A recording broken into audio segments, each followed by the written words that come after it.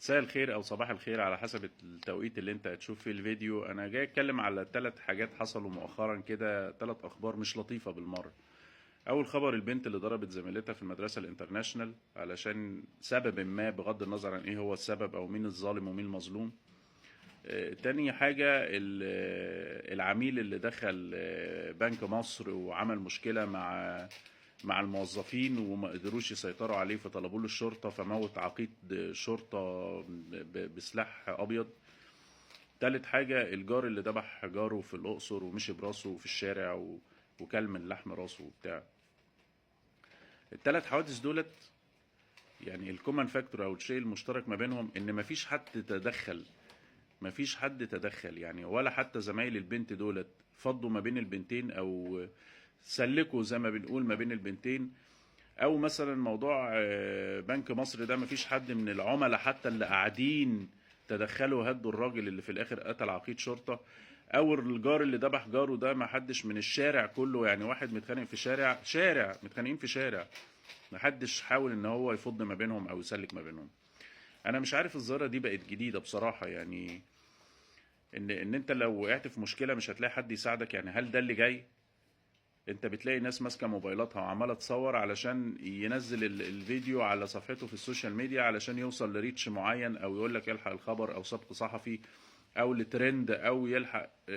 هو بيوصل في الاول وفي الاخر ان هو ريتش او ياخد زاويه معينه او فيديو بطريقه معينه.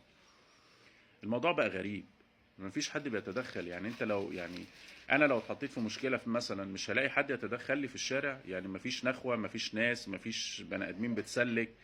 ايام زمان كنا بنلاقي لو حد بيعاكس بنت، كنت بتلاقي 100 واحد واقف للواد اللي بيعاكس البنت ده. ايه يا كابتن، في ايه؟ انت مالك عامل كده ليه؟ ما تهدي اللعب كده وصلي على النبي، اعتبرها اختك يا عم، انت ما عندكش اخوات بنات. ولو كان قل ادبه بزياده كان بياخد اللي فيه نصيب.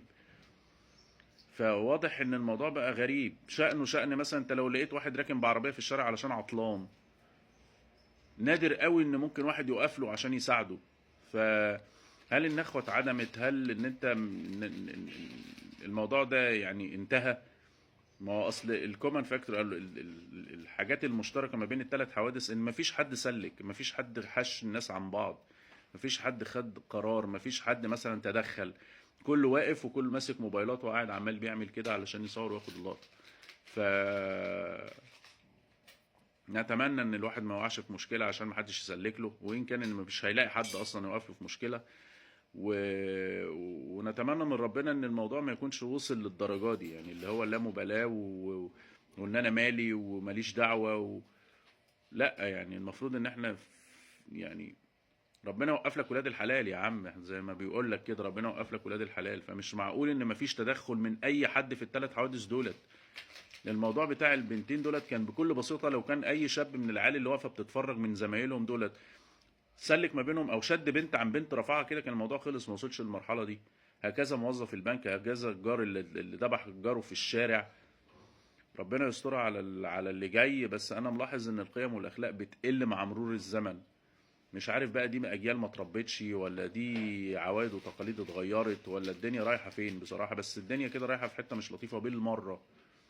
شكرا جدا، وانا طولت، انا اول مره انزل فيديو 3 4 دقايق كده. بس الموضوع بصراحه أنا ما كنتش عايز اتكلم على ال3 حوادث دول، بس الموضوع استفزني.